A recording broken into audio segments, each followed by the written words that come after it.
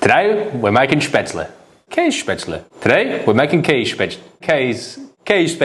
Today we're making Käsespätzle. I got that name completely wrong, but it's pretty much the Alpine region's mac and cheese. So if you ever look at a map, you have Western Austria, Switzerland, Southern Germany, and you could also count in Northern Italy there. This recipe here comes from this kind of region, right on the mountain range, and it's essentially mac and cheese. While we're on the subject of cheese, I've got 3 cheeses laid out in front of me, as you can see. As you've probably noticed in my last videos, well, depending on when you watch this one, I was making a lot of Asian-inspired dishes. And with that, you have a lot of fish smell with it. It's just the way it is. If you didn't grow up in an Asian household, you're not used to these kinds of smells. And I'm pretty sure it's the same with the cheese, because this has got quite the funk going on here right now. So if you don't come from this part of the world, I'm not sure you'll be able to get exactly these kinds of cheeses, but on my left, your right, it's called Käse. Then in the middle, we have a 20-month age mountain cheese. And the last one, which in my opinion is the one that has the most pungency to it, you could say, it's called Käse, which, you know, coming from an English-speaking background, Käse, because it's quite pungent. The cheese is actually made from translated sour milk. So, yeah. Supposedly, it doesn't have very much fat and it's a healthy cheese. Full disclosure here, my wife's making me put this in. She thinks it's great. Also, we'll be making 2 different types. We'll be making a more traditional style version and a more mac and cheese style version. Last thing before we get into making the Spätzle, we have to talk about some equipment, because there's at least one of these things you're gonna need. Now this is a proper machine, you could call, or utensil to make the actual Spätzle. It's looks like a bit of a cheese grater setup, but it's just essentially a board with some big holes in it. You could also get away with just one of these. It's going to take you a little longer to get through making all the Spätzle, because obviously it's not as deep and, you know, quick, but we'll show you both ways with these 2 utensils how to make them. So we'll get started with making the crispy onions to start off. You want to start by cutting up your onions. Now I just had 2 brown onions here that I've cut up into pieces like that. Now we're going to head to the stove and get them in the pan. Got a pan here on the stove. Now I've just heated up a little bit of peanut oil in the pan. You could use clarified butter, but I've got some peanut oil in there, and we're just going to add the onions straight to it. Now you want to have this on a low heat, and what we're aiming to do here is just to cook these onions down a little bit and remove a lot of the moisture from them. So we're just going to keep this on a low heat, stir it around every now and again, and we'll get rid of some of the moisture in these onions.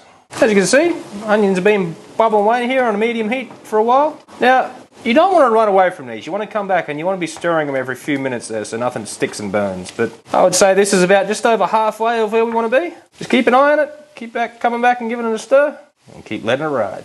Okay, as you can see, I've had these thumping away on medium heat here for the last 45-50 minutes, and they're ready. When you are at this stage, just before they burn, they are going to feel soft in the pan. But once you transfer them to a paper towel lined plate and let them cool, they will crispen up to perfection. So we're just going to scoop these out.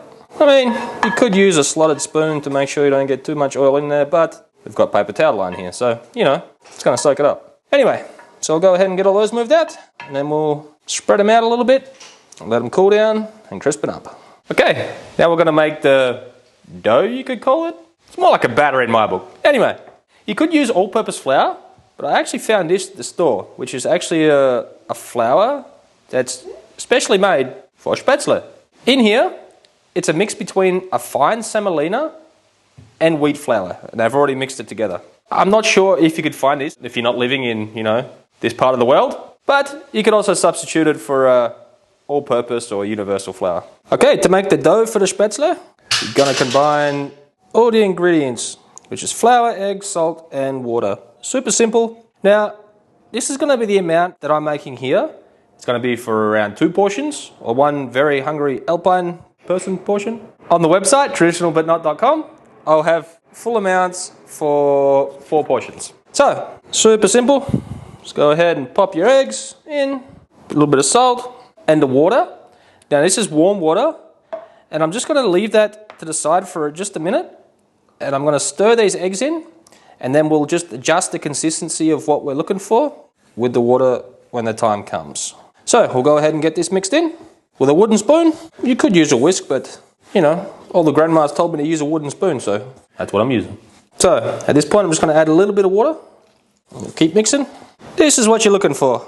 A super sticky, super ugly dough that's going to be perfect to make into Spätzle. As you can see, first one we're going to make is with the fancy little contraption we got here.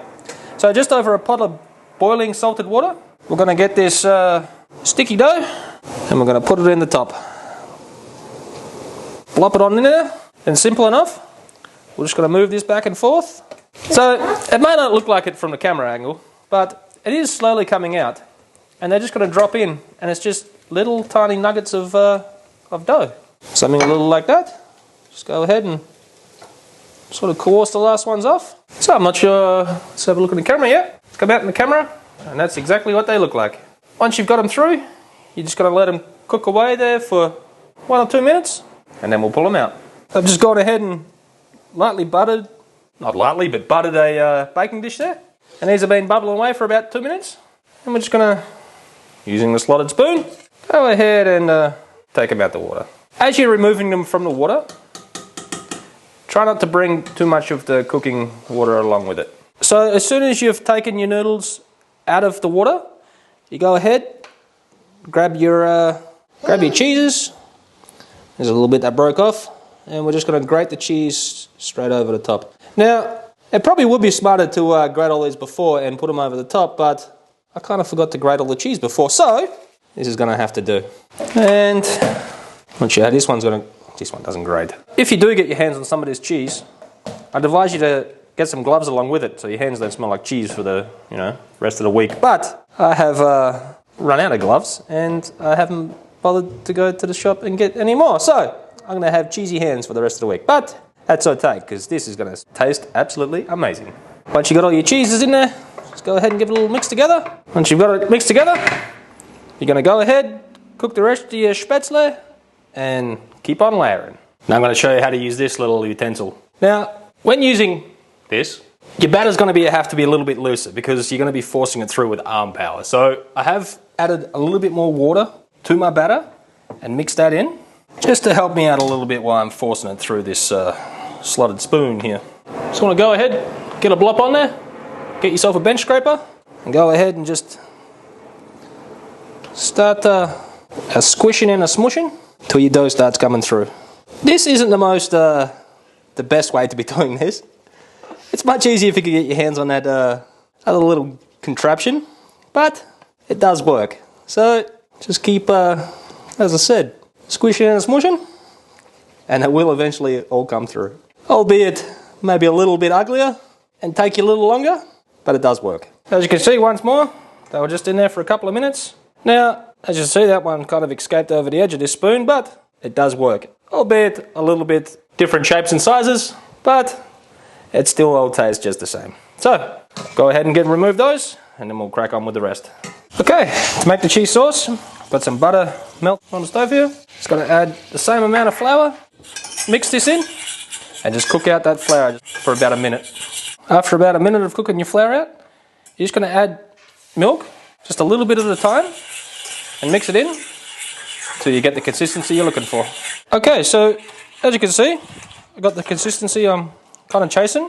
Now you want it a little bit thinner than what you're intending to serve it at, because now we're going to add the cheese that we grated a little bit at a time.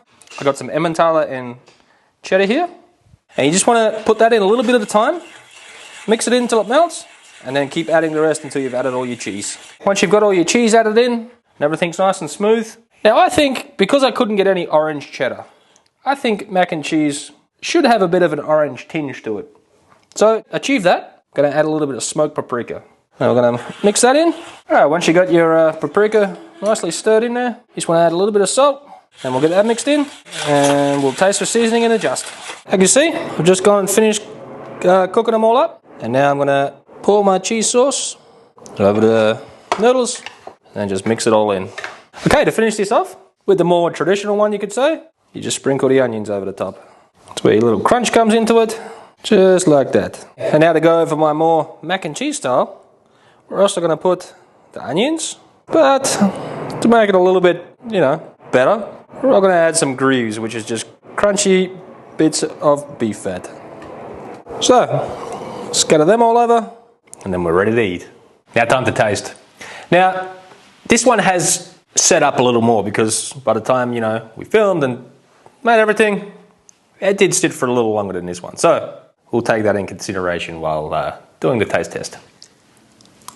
I must say, the sewer cheese actually makes the dish taste quite good. It's not as pungent as when you eat it by yourself, so it was a good decision. Okay. Over on this side, it's just pure indulgence. Super rich and creamy, just like a regular mac and cheese, except I think I prefer this type of pasta over the elbow. No matter which way you go though, it's still a very super quick weeknight meal.